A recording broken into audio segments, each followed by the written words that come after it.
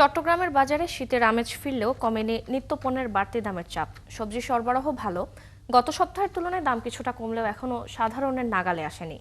ডিমের দামে কিছুটা স্বস্তি মিললেও বাড়তি দাম গরুর মাংস, মাছ আর মুরগিতে।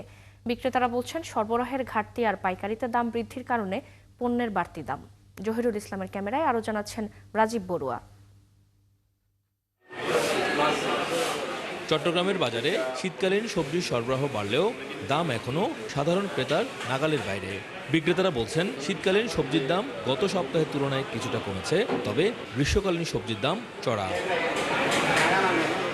শিম 120 টাকা, শিমের বিচি 300 টাকা, ফুলকপি 60, ঝিঙ্গা 120, বরবটি ও ঢেঁড়স 80 টাকায় বিক্রি হচ্ছে। অন্যান্য বছরের তুলনায় এবছর সবজি আপনার সরবরাহ একটু কম, সেই তুলনায় একটু দাম এবার বেশি।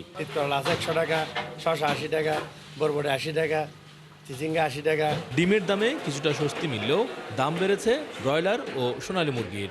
সেই সাথে বাড়তি গরুর মাংসের দাম। ব্রয়লার ও সোনালী মুরগি বিক্রি হচ্ছে 170 ও 290 টাকায়, আর গরুর মাংস 850 ও 950 টাকায়। এই সপ্তাহে একটু কমছে, 110, 15, 10 টাকায় বিক্রি করি। 900 হইতে 950 টাকা করে রানের মাংস বিক্রি করি, আর সিনার মাংস বেচতেছি আপনার 800 হইতে 850 টাকা করে। টানার দিন তো অনেকজনের মাল কম তুলছে, সে কারণে মুখের দাম একটু বাড়তি। চট্টগ্রামে মাছের বাজার অনেক দিন ধরে চড়া। এই সময়ে সামুদ্রিক মাছের সরবরাহ ভালো থাকার কথা থাকলেও বিক্রেতারা বলেন সরবরাহ কম, তাই মাছের দাম কেজিতে 100 টাকা বাড়তি। আগে যেরকম মাছটা পড়তো বেশি, ওরকম মাছ নেই, মাছ খুব কম, সেই জন্য দামটা একটু বেশি। লোকাল মাছও একটু কম, পুষ্করণী মাছ, সাগরের মাছ একটু বেশি আছে, থাকলেও দামটা কমেনি। পেঁয়াজ, আদা ও রসুনের দাম কিছুটা কমলেও বাড়তি রয়েছে ডালের দাম। বিক্রেতারা বলছেন ডালের দাম কেজি প্রতি 3 থেকে 4 টাকা বাড়তি রয়েছে। দাদা তো মনে হয় 140-45 টাকা বিক্রি করছি, এই সপ্তাহে তো অনেক কমে গেছে না। চালের দাম এত বাড়ানো, চালের দাম তো এখন নতুন চালুতে তো সবার মোটামুটি আগে যে রেট ছিল এখনও সেই রেটই আছে, কিন্তু ডালের দামটা একটু একটু বাড়তেছে 2-1 টাকা করে। বাজারে কার্যকর মনিটরিং না থাকায় সবকিছুর উপরেই প্রভাব পড়ছে বলে অভিযোগ ভোক্তাদের। তারা বলছেন সরকারি তদারকি বাড়ানো না হলে বাজার পরিস্থিতি নিয়ন্ত্রণে আনা কঠিন।